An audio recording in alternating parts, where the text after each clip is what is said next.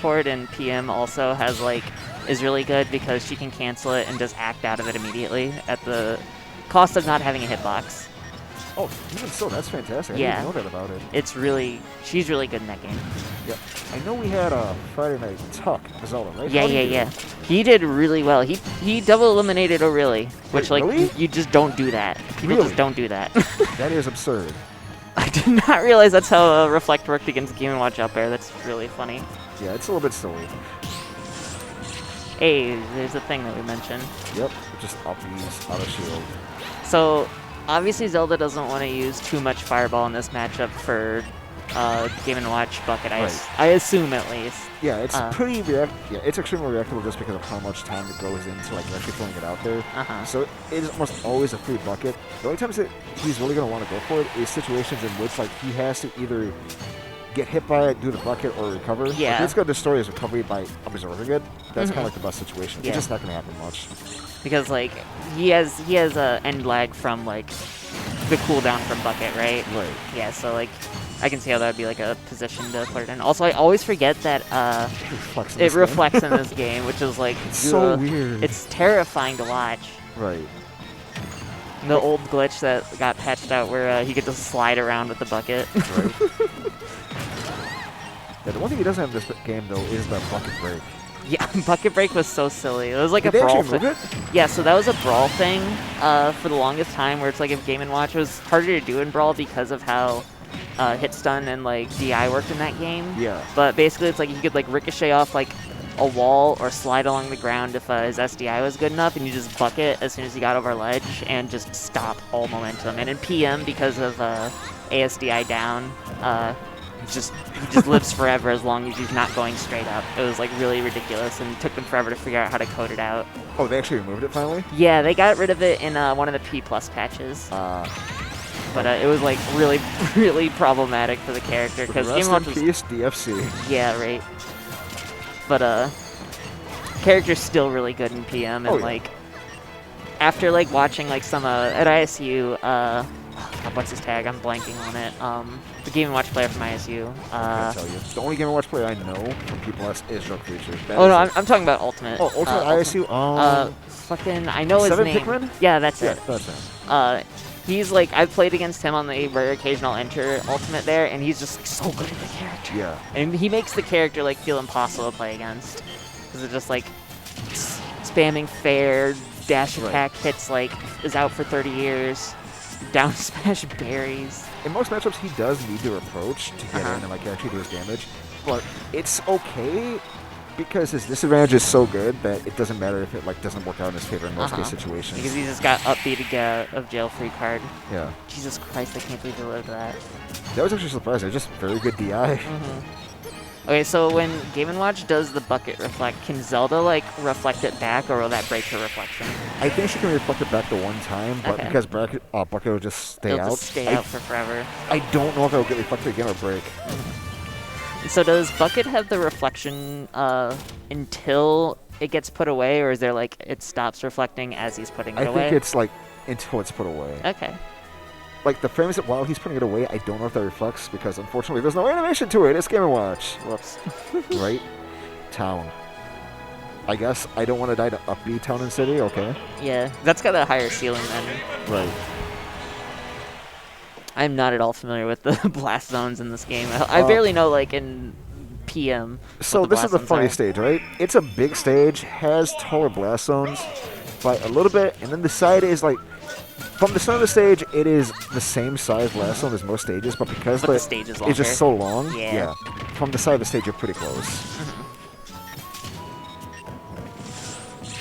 Jeez. Yeah, that right there is what he's looking for, so he does that off the top.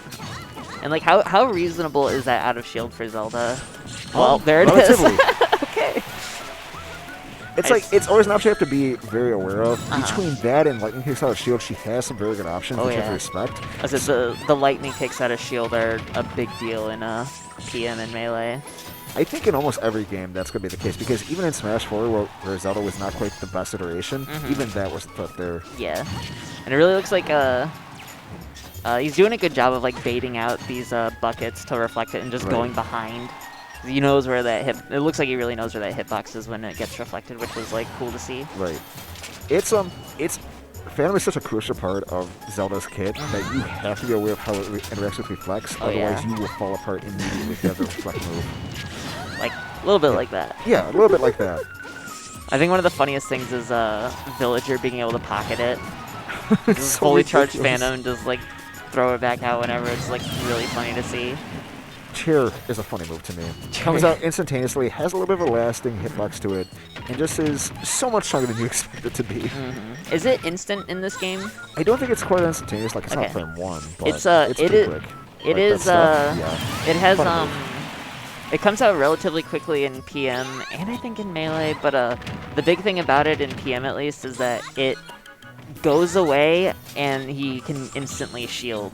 Like there's no cooldown between the hitbox being out and being able to shield. Yeah. That is incredibly threatening. And it's like a lasting hitbox, so like it's like if you shield it, if you shield it early on in the animation, you can punish it, but it's like if you're getting hit by like the last frame of it, it's just like LOL, good luck.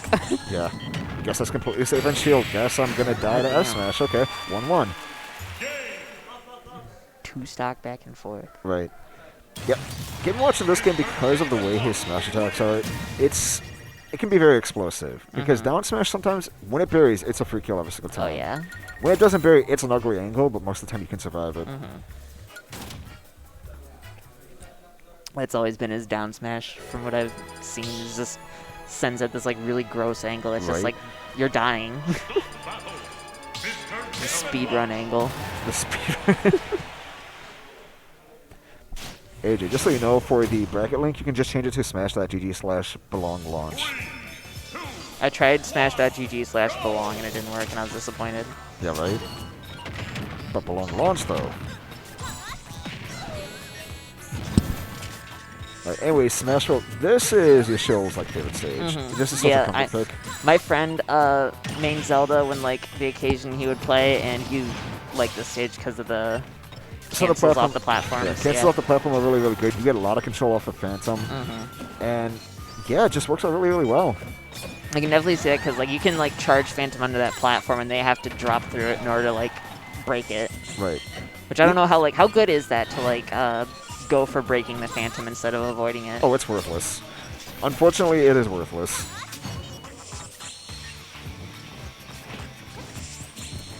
Yeah, just all these teleport cancels, it's wild.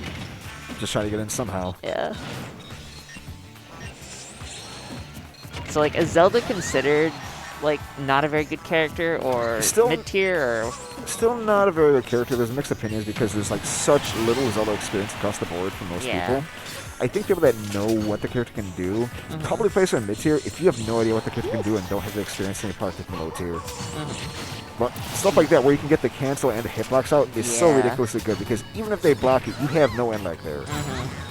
Yeah, that's like one of the coolest like changes to see from Zelda and from Smash 4 to this game, because like she can actually move around while her Phantom is charging. Yeah. And it's like it makes her like gameplay and combo game like way more dynamic and interesting. Plus like with the games like has a little bit more hit stun and everybody's faster, so like it's more interesting to see her play in this game. Yeah, the changes to the Phantom did a world of a difference for her. Yeah. Down tilt is probably the worst iteration of the move, but even that is useful enough. What can she get at a down tilt in this game? Down tilt can chain interfere, dash attack, stuff like that. But, you know, only at like the mid-percent the reasonable combo percentages. Later on, it's like, you know, you kind of set up for something, but they can react out of it. So mostly mix. That was a really hard call out with up smash there, Jesus. That kind of stuff is scary because if you mistime it or if they just know it's coming, the up smash is going to beat it out. Yeah, down tilt and Melee and Brawl are like not very good. In PM it has a meteor effect, so it like breaks crouch cancel really easily, and it's like just I actually didn't know that. Good. Yeah, it has a meteor effect in Brawl and Melee as well. It's just like absurdly weak and doesn't do anything. Smash 4 was extremely good. It was a very, very low end lag move that was just a strong poke overall. Yeah. But it popped up in that, right? Yeah. Yeah. But it popped up just enough for like, you know, to be at threat range, so where you could like go for lightning kick or dash attack even then. And it was pretty big as well. Like, it went way far out. This, it's very much what you see is what you get, plus it's slower. Yeah. That was not the best space dare. Also, you can kind of like catch him at the ledge with the right timing. Even against a character like Game & Watch, it's pretty nice. It's still possible to 2-frame with the move. Right. Game & Watch up tilt, the only use is using it between stocks. Love it. The move is so weird to look at. It's this awkward. 1-2, 1-2, 1-2. Yeah.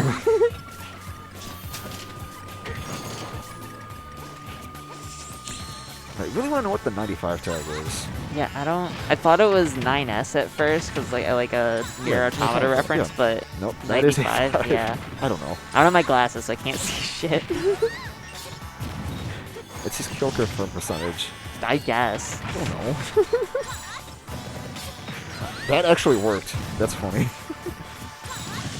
This matchup, like, after game 1, like, it looks like he's got, like, a lot more, oaT has, like, a lot more of the matchup figured out and, like, is able to use his tools to be a bit more oppressive. That was very close But to that shield shield was, like, minuscule. Itty bitty. The B reverse, oh, that's cool. Yeah, I wish I could, like, even as much as I played Yashill, I still don't quite understand exactly how the knockback works on both neutral B and Nair. It's like he can choose what angle it's going to send at, like either back or forth, but even now I can't tell you for sure. It's like that in PM as well, where it's just like fucking Zelda just does whatever she wants with those moves. God, that comeback. Holy shit. But no, she'll just like drag you around with Nair and neutral B in PM, and you'll just fucking go wherever she wants you to go. And it's just like, I don't want to be off stage, and your SDI doesn't matter because she wants you off stage, so that's where you're going. That's kind of how it feels like in this game too, yeah. Like, there's very specific situations when you will want to commit off stage to go and kill her, and if you just happen to miss time and she has enough time to get the neutral B out, sometimes you will end up behind her off stage in the blast on yourself, and it feels bad. It feels really bad. Especially because like how Ultimate's knockback stuff works. Yeah. It's like you go really far and like a lot of moves for some reason. I do wish the Smash Roll music was maybe a little bit more exciting. Or something. It's like the big advantage of PM is you just get to choose your own music. Right. I had a conversation with people not too long about that. So we, of course, with the kind of like limited stages that we have, considering how many stages are in the game, ended up with the 2 Animal Crossing stages as legal stages. So we get this music not on 1 stage, but 2. Yeah. Potentially 3 if you get the music on Battlefield. Oh god, yeah. Jesus. Okay, so today we learned, right? Yeah, so it looks like it the correct way. Right. That was a really early kill too. He's like got a lot of room to catch up, or he's like got a lot of ways to go to catch up. Unless he does Game & Watch things, and yeah, in most case situations, he's never gonna kill out of any combo he can get out of the up B, but it's always damage. Yeah. I was so scared for that ledge trump. That was a call out and a half. Okay. A little bit too much. A little bit too much. Get a little greedy. Okay. Okay, yeah, that was nice. That was nice.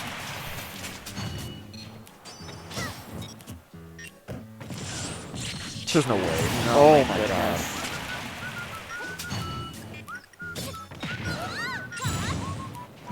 Sure, you know what? This is yours. Have it back. You dropped this bomb. You dropped this king. Neutral B has invincibility on it too, doesn't it? It's on startup. It all starts on frame 3. So both the hitbox and invincibility is on frame 3. Jeez. So good parry, damn. Yeah, even that. See, like, that high up and still gets off there, no kill. Yeah. It's so difficult to actually find it from that. I was like, what's Game & Watch's best aerial kill moves? Probably back forward air, back air. Okay. Back air is kind of an ugly move. It sends at a very strange angle. Like, it's more outward than like diagonal. It's also hella disjointed and like multi-hit. Stays out for 300 years. Yep. Jeez. Shout out to the Zelda buffs. So that specifically, right? I believe it was removed 1 or 2 frames only off the end lag of her just jab. Yeah. And it's enough to make it true at later percentages. Oh, no. Oh, that was so mean. That was ignorant. Okay. And GG's 3-1 Yashill. Yeah. Yeah, so that's a little bit of the frustration of Zelda, right? Is that if you don't respect it quite enough, she will just do the ignorant options, and if you don't respect it, you're going to get hit, and that stuff is strong, so...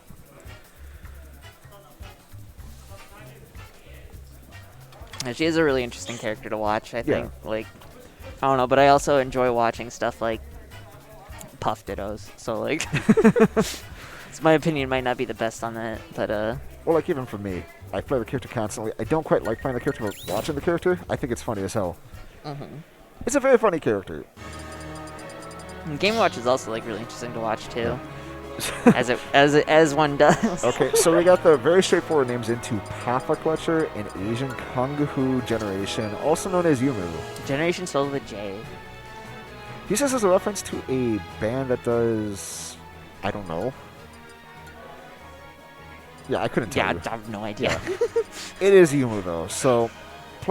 Mostly known for his Mario, has a very strong Lucina as well, has probably a ton of other characters, too, he can play. I heard the Lucina pick. Yeah. Lucina's interesting. All right, we're going into it. Ness against Lucina. This is... I don't know how to really describe Yumu. Yes, I couldn't tell you the first thing about this matchup. So Yumu is a one-of-a-kind player. Very, very mental play. He's the type of person that, like, with Mario, even though you didn't say Mario in this game, it's worth talking about. I always feel like it. He will forward throw as Mario at 0%.